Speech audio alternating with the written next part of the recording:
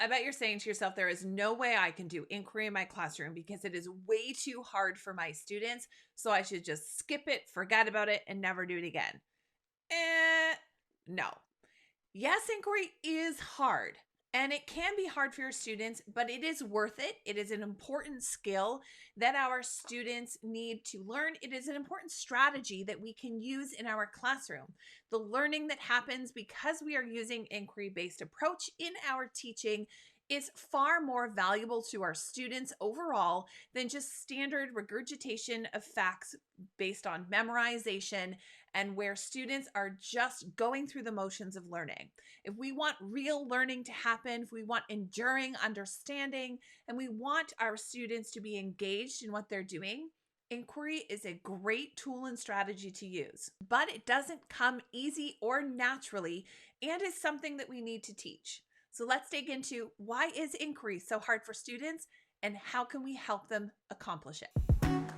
Welcome to the Ignite Your Teaching video podcast, where we help elementary teachers to make good teaching easy again. I'm your host, Patty Firth, mom of three, wife, and experienced classroom teacher who has made it my mission to help other teachers establish efficient routines, find effective solutions, and deliver engaging lessons over at madlylearning.com. So are you ready to ignite your teaching? So there's lots of things that make inquiry hard. Now, a lot of this comes down to learning skills. And we do have a bit of a deficit for many of our students in their ability to learn and their ability to demonstrate the skills that are required for them to be successful. In Ontario, in our report cards, these are a main component that we are assessing students on all of the time. We are required to report on learning skills, and it is these learning skills that really need to be developed. If we think about it, are we actually evaluating whether or not our students truly have demonstrated these learning skills, because they're going to be the key components that allow our students to be successful in using inquiry. So students who struggle with inquiry are often students who struggle with taking an active role in their own learning. If students are used to just passively being participants in their learning, they're used to just being told what to do and following instructions, and they don't really have a lot of experience with making their own choices and being responsible and accountable for their own learning, then that is a skill that needs to be developed before we are beginning, or as we are beginning to delve into using more inquiry-based learning in our classroom. Inquiry is also really difficult for students who lack independent learning skills as well as organizational skills, because these are two components that are required for students to master inquiry-based learning. So as teachers who want to use more inquiry, we need to build and develop those independent working skills. None of these skills are finite, that students don't have them, so therefore we can't do inquiry. They are skills that we simply have to teach and build up within our students so that they can be more successful at inquiry-based learning. There's also some experiences that students are going to struggle with if they have a limited prior knowledge or a lack of experience with a lot of concepts that are outside of the school environment. So if they are not well exposed to different experiences, if they don't have a lot of world knowledge, they don't have a lot of background knowledge and a lot of different concepts, that is going to be a skill that we will need to focus on before we can really delve into some of that inquiry processes.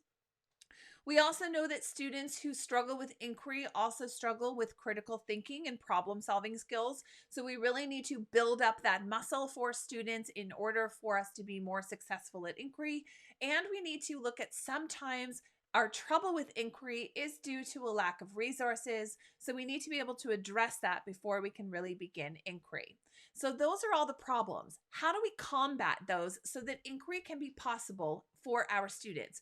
We know it's beneficial. We know that students learn better and learn more when they are active participants in their learning, and we can accomplish that through an inquiry-based mindset. So when we are looking at how we get our students ready for inquiry, it's important to look at why they're struggling, where the deficits are in their learning skills, and how we can build those up. Now, To get started, we are not going to jump straight into a full-blown open-ended inquiry with our students who do not quite have the skills and experiences ready to start that. Inquiry is a process, and it starts by going through a structured, then a guided, then solving some problems, and then moving into an open-ended inquiry. There are different types of inquiry, and we do need to scaffold our students into full inquiry through their experiences as we're at the same time building up their learning skills. So if you have students that are struggling with taking on an active role in their learning, it is a great time to build in their ability to take responsibility for their own learning, giving them some choices in order for them to start making the idea that they have a choice here. These can just be small options that we provide to students as we're building up their accountability and responsibility for their own learning, allowing them to take their opinions. You take their opinions into consideration in the classroom. They can choose where they're going to work and where they're not going to work, say with flexible seating. We can start looking at different ways that students learn. So having them identify what are the conditions in which learning is optimal for them, giving them some choice, but also giving them that feedback and giving them that understanding of you did a good thing. We need encouragement. When we're starting to begin to take an active role in our learning and we're becoming more responsible for what's happening in our own experience, we need the feedback to know that when we've taken that risk to make a choice that we did the right thing. So we need to support and encourage and build up our students' risk-taking skills, because that is a lot of what's happening. They're so used to being passive participants and not having that choice that we are building up their skill at being able to make their own choices, but we also need them to know that their choices were right and the choices were okay and that they made a good choice. So we need to really encourage them to do that. We need to give them context to help them understand why they're making the choices they're making. And we need to support them in making those choices. But we also need to redirect them when they're making choices that are leading them down a path. They're not opening this up so that they can just do whatever they want. We are guiding them and supporting them in making these choices so that they can become a more active participant. As a teacher, we know this is happening because we stop being the only ones that are making choices. We start to have students become active in our classroom, an active role takers, active participants, and they share a responsibility for the learning environment so that it doesn't all fall on our shoulders to make all the choices and decisions. Some of the mental load of running a classroom can be passed on to our students, and they take on that role and responsibility. When we have students that are taking on this active role in their learning, they're one step closer to being ready for inquiry. Now, a big one is the lack of independent work skills. Now, this is also often to do with very passive participants and not really knowing how to manage themselves and manage their time and being responsible for their own learning. They only are responsible because they're under teacher control and they're not really self-motivated to make those choices unless their teacher is right there forcing them. So they only are behaving because there's an adult in the room or an adult enforcing that behavioral choice. When we put more ownership on them to be able to make some choices, they start to see that they don't necessarily need the adult constantly to reinforce their behavior and to be the one in control, that they themselves can also be in control. In order to build up this independent learning skills, it is all about training and practice, practice, practice. We are giving our students the opportunity, we are setting expectations, but we are giving them the control on how they are engaging in that behavior. We are building up their stamina so that they recognize how long they can maintain independent work, but we are also being reasonable.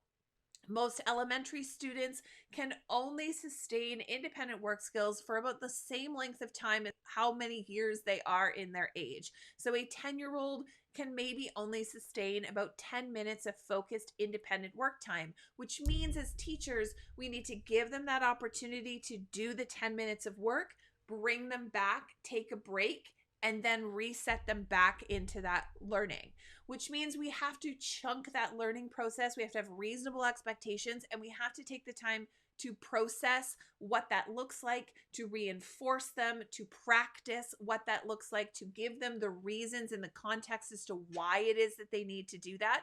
And reinforcing that independent work skill is something they need to constantly be doing. We also need to recognize that some students will struggle with being independent over others, and we also need to look at the conditions in which independence can happen. That means for some of our students, they need music playing. For some of our students, they may need a barrier so that they cannot see. They might need those desk dividers that we make out of the trifold boards.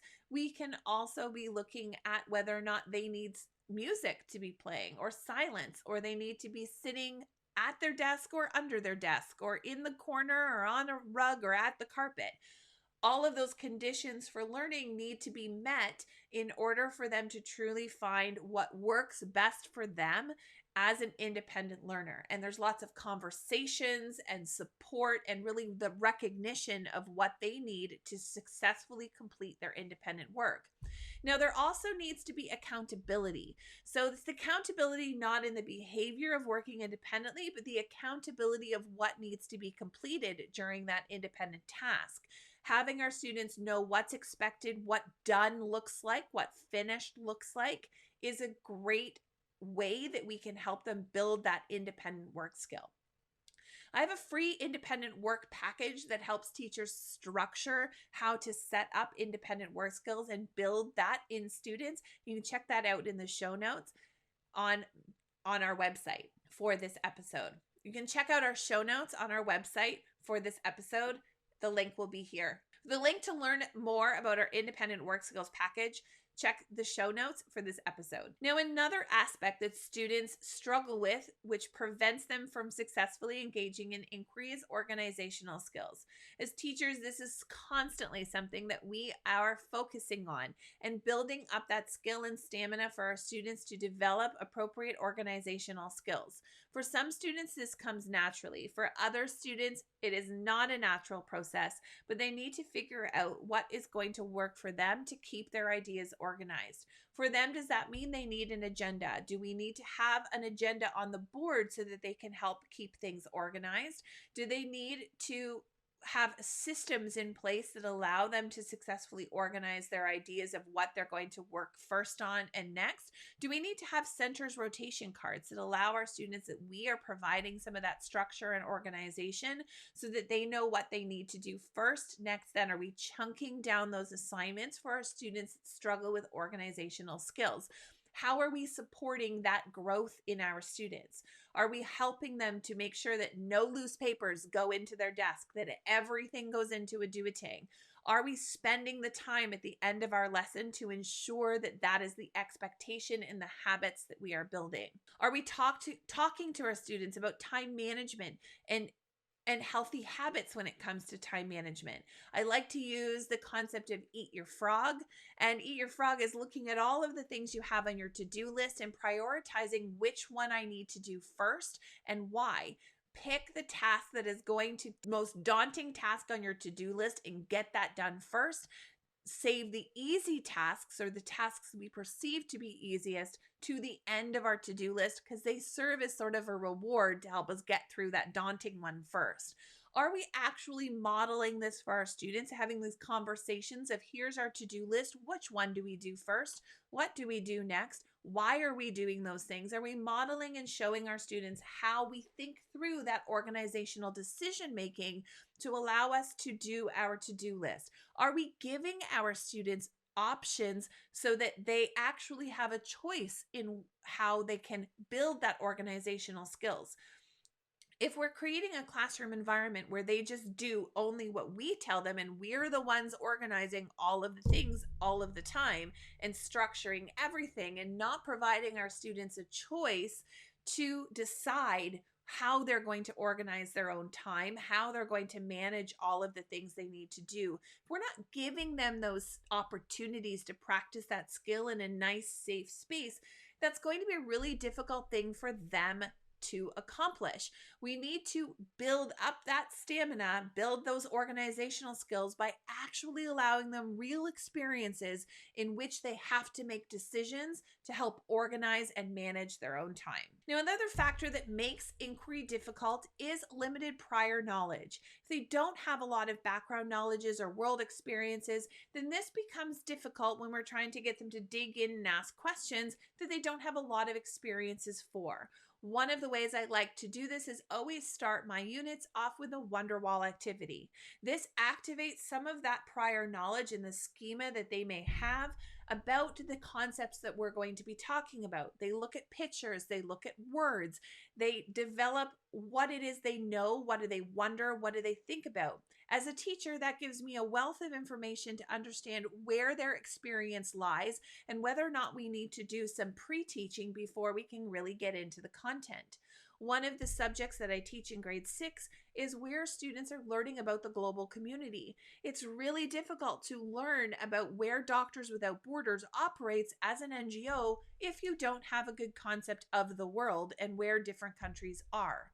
So often during my Wonderwall, it will give me some insight as to students' knowledge of the world and the map and the world map. And do they understand continents and oceans? Do they understand where different places are? They may be able to tell you the names of countries, but do they know where they are in relation to Canada? These are going to be things that you need to uncover and discover and perhaps do a bit of pre-teaching. There's often lots of vocabulary that is required, and a great opportunity to use that for science and social studies is to use Wonderwalls. We have Wonderwalls for all subjects in grades 6, 5, 4, and 3 for all science and social studies topics that will have different activities that you can use, whether in language, science, or social studies, to build up some of that background knowledge and knowledge of vocabulary in really student-friendly ways, which helps with the limited prior knowledge. Now, the other piece that you can do to build in that prior knowledge is to think about story. So many times students learn through story. We all learn through story, but students do too. Sometimes it's helpful to tell them the story of something that happened in history, or to tell them the story of science, tell them how something was discovered. Tell them the story behind the concepts that they are going to be learning about. You will often find they're hanging on every word as you're telling them the story. Think about, there's a great TikToker right now that is actually telling American history stories as though she was a Gen Z. And it is a great way. She's using the vocabulary, but just in the way she's telling the story is going to be engaging to students. Once they have that story in place, now you can start digging into some of the details, but they have this overall picture of what it looks like through story. Sometimes you can do that. You can find picture books, you can find related topics, find related stories that are already written. Tell the story in an engaging way to help build the background knowledge before you dig into some of the details. Give them the big picture, the 30,000-foot view, the overview before you dig in, before they can start asking questions and dig a little deeper. Give them the background knowledge and help them build that background knowledge before they're ready to dig into more inquiry. Now, another thing that makes inquiry hard is when students are struggling with their problem-solving skills or critical thinking skills. When they're simply just looking at everything at a surface level and they're not digging deeper into what things mean, they're not wanting to ask questions why, they just sort of take everything as is. This is a skill we have to develop. We have to develop students' ability to critically think about what they're reading, to ask questions, to push, to dig a little bit deeper, to go beyond the surface and do a little bit of the work that's required, because this is going to be an essential skill that they need for inquiry. Some of the ways we can do this, math is a great opportunity for them to really delve into problem solving and critical thinking in a really easy and accessible way that can be transferred into other subjects. So we want to be able to teach students that they have a growth mindset, that we can embrace mistakes, we can dig a little deeper. And in order to do this, one of the pieces that's really important is that we also have to build a positive culture in our classroom. One that supports risk-taking, one that embraces mistakes, one that embraces a growth mindset. We want students, if they're going to be critical thinkers, if they're going to engage in problem-solving activities, we want them to feel safe to do so, because there is a risk in which they are going to be taking in order to do that, to share their thinking, to uncover some of their own personal questions. They're taking that responsibility for their learning. They're going to be digging deeper. We really do want them to be comfortable and feel safe in the classroom in which to do that. It's really difficult to dig into an inquiry and to follow your own path of questioning if you are constantly questioning whether you're wrong, or whether you're going to be judged, or whether it's going to be a situation of bullying with your peers, or that you're going to get a bad mark because you went the wrong direction, you're not doing the right thing. Students have to feel safe in order to be able to take those risks, to really dive into that critical thinking and problem solving skills. It's going to be really necessary for inquiry. Now, the last thing is really what's going to be a barrier for some inquiry is looking at resources. We want our students to ask big questions. We want our students to follow their own line of thinking, to really dig into different concepts, but are the resources there, and are the resources at the level of understanding that they need to be for our students? A lot of the time, some general web resources are not written in student-friendly language. They're not written with the support and the vocabulary that are needed, or if they are, they haven't been properly vetted to make sure that they are culturally appropriate or sensitive, and it makes it difficult for teachers to find the resources in which students can use to be able to engage in inquiry.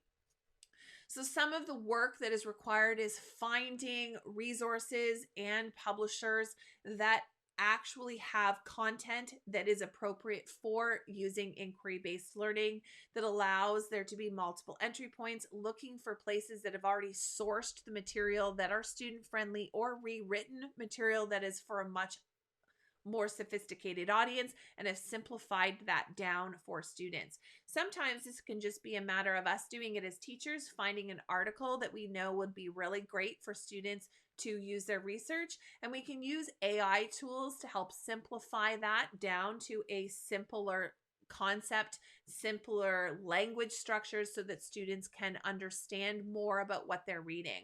We can often take, say, something that's more complex or written for an adult, and we can run that through, say, ChatGPT, and ask ChatGPT to simplify that to, say, a grade 3 level. So even if we want grade 6s, I always bump it down to ask for them to write it at a lower level, because it will still be more complicated because of the vocabulary. But when we're building up the vocabulary, students have the background knowledge in which to understand the concepts that they're being asked to read. When they understand those pieces, it's going to make that comprehension much easier. And we also have to teach our students how to comprehend the resources that they're accessing. Some of these resources, yes, they'll have the vocabulary. Yes, they may not know all of those words, but that's a part of reading. And that's where reading comes into play in our science and social studies lessons, because we want our students to learn how to read a text that is complex, that they might not know all the vocabulary. And what do they do? How do they make meaning out of these more complex texts? And they're using all of those skills we're teaching them in language arts, all of their reading comprehension skills that we're hammering with them in our English language arts classrooms.